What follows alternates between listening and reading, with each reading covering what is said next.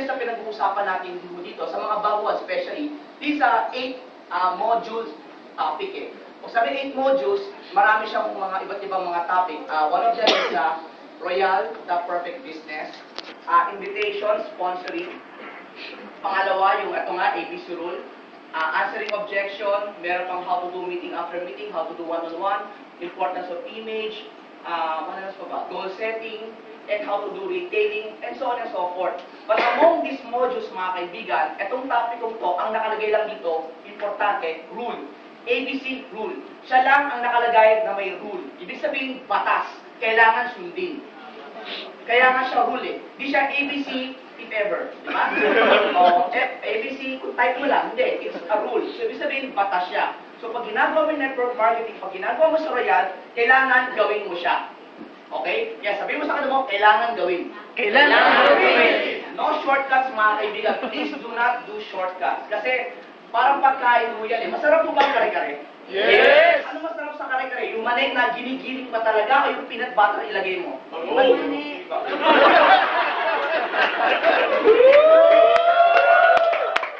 Manig yung tapos, bago.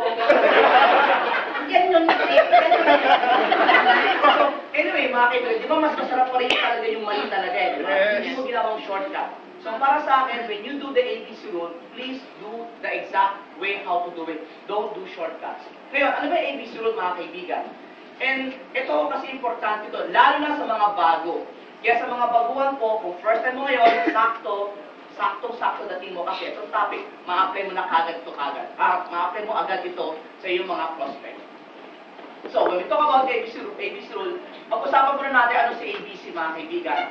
A stands for the advisor. Kung sinabi advisor, mga kaibigan, yan po ang inyong mga uplines, yung mga crosslines ninyo, uplines, yung mga pag ikaw to, yung lahat na sa taas sa'yo, upline ang tawag doon. Okay? Yung sa ilalim mo, yun yung downline yun. Okay? Hello? Yes! Ngayon, ang crosslines, yan yung mga distributor na hindi mo kagrupo. Kumbaga sa magkakamag-anak, yan yung mga pinsan mo. Okay? Yan yung mga pinsan mo.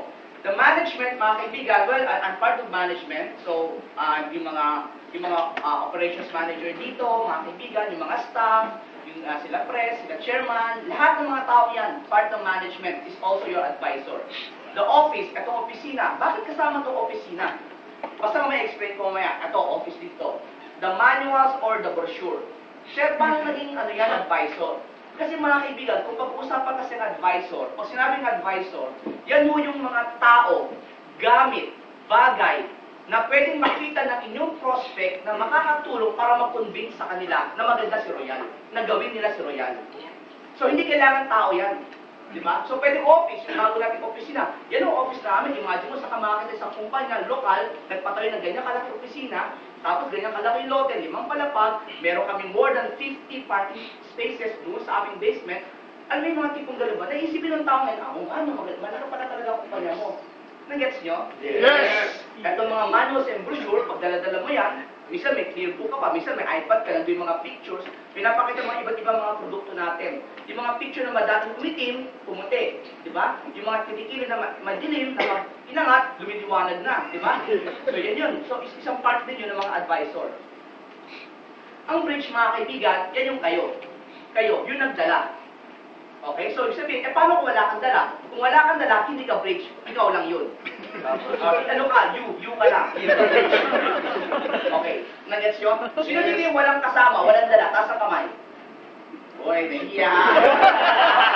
Nahiya ka muna, di ba? So, huwag mo kayo magalala. Okay lang naman yan kung wala kang dala kasi nga you're here to learn. But just in case lang po, para alam nyo kung where you stand, basta pag wala kang dala, you ka lang, hindi ka bridge. Are we clear? Yes! Okay, sino dito ang you? Ayan, di ba siya? Ayan, tama yan. Ikaw, you ka lang, you ka lang. Okay. Sino dito ang may dala, may kasama, may dala? Yan, sa mga nagdala, may dala kang, either may dala kang baguhan, o may downline ka, bridge ka pa rin. Clear? Yes! And then the last, the C is the customer.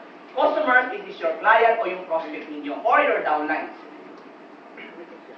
Yan sa mga baguhan. Kunwari, kahit ako luma na ako, ang dala ko, downline ko, matagal na rin siya. Pero, kung papakausap ko siya sa ibang tao, ABC pa rin yun. So, ibig sabihin, medyo kulang mo ito, I apologize. The C stands for the customer's client, prospect, or downlines, existing downlines. Gets? Yes. Okay, good. So, clear na mo tayo sa ABC ha. Alam niyo ng ABC. Ngayon, why do we need the ABC? Bakit natin kailangan si ABC? Kasi po, mga kaibigan, maraming tao na inisip nila, ay, kaya ko na ito mag-isa. Huwag mo ganun. Kasi bakit? For those people who cannot yet present the RBP and other trainings. Ibig sabihin, mga kaibigan, sino ho rito ang hindi pa marunong mag-present ng marketing plan ng Royal? Hindi pa marunong, huwag ka na yan, di ba? Yan. Sa mga hindi pa ho marunong, mga kaibigan, kung may dala kayo, sino magpapaliwanag? Yung upline, di ba? Pwede rin ho yung speaker. So, ibig sabihin, mga kaibigan, for the mere fact, nagdala ka na ng tao dito, nagdala ka na ng tao, you are now applying the ABC rule kasi hindi ikaw ang magpapaliwanag. Mas ulitin ko, pag hindi ka marunong magpaliwanag, ABC rule gamitin mo. Kung may downline ka, matigas ang ulo, ang tigas talaga, sobrang tigas! Baka kausap mo kay apply, papalambutin mo kay apply, ABC rule yung tawag din dun. Diba? Apply pa ABC nga, bakit? Apply pa yung klase ito. Ang tigas ng ulo! Sinabi ko mag-recruit, anong ginagawa? Hindi nagre-recruit. Yung mga ganun ba? Sabi ko matay ng train, anong ginagawa? Nagtagpo-computer, nagpa-Facebook lang. Papakausap mo kay apply.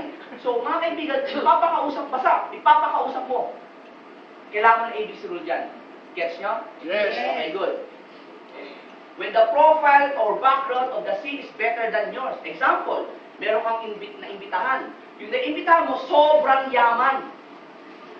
Eh ikaw, tayo, kundari ako no, messenger pa lang ako, dugyut ba ako no, di ba?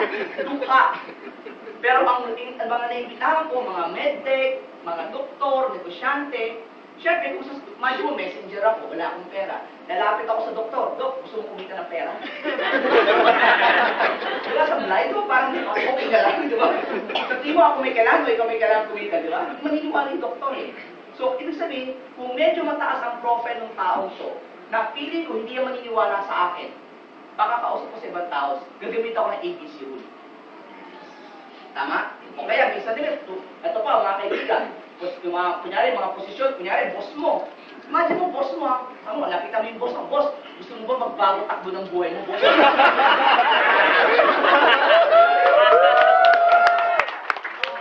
Ang hirap yun eh. So, alam ko na mo, oo nga eh, ano bang gagawin natin? Diba? So, mahirap yung ganun eh. So, ang pinaka-importante mga kaibigan is when there are people na feeling mo medyo high-end pa, kung mas angat sa'yo, makausap mo sa AB, sa apply mo, o sa ibang tao. Clear? You apply the ABC rule. O nga, mga mas maedad, mga matatanda. Diba? Parang ang lapitan mo, tatay mo, tay, alam mo, wala nangyari sa buwan natin.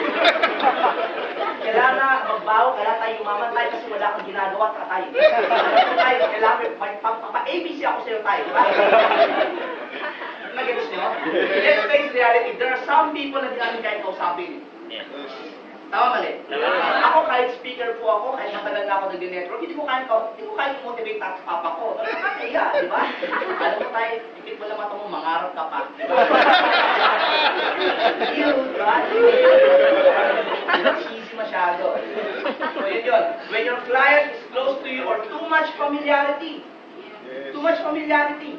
Kasi bakit? Kahit gano'n ka, parang ganito, ako po kasi, ang reputation ko kasi nung high school tsaka college, makulit ako. Sobrang gulo ko talaga. Kasi talagang kitikiti ako, magulo, naughty ako. Kaya ang problema sa akin, mga kaibigan, pag nami-meet ko yung mga classmates ko nung high school tsaka college, hindi naniniwala sa akin. Kayo, sino pa rin yung medyo maloko, makulit nung kabataan niya? Oh, di ba minsan pag magsasalita, parang ako, kahit ako matagal na ako sa network, pag meron ako mga friends na umaate na seminar, nahihiya ako. Kasi naalala ko, paano kakantsawan ako na eh. Nangyari ka sa akin, nagpe-present ako, di power na power ako, ay, sa ako talaga. Biglang nakita ko, pumasok yung barkada, biglang nahihiya ako. Tapos nakita ko pa dyan, habang nagsasalita ako, magano,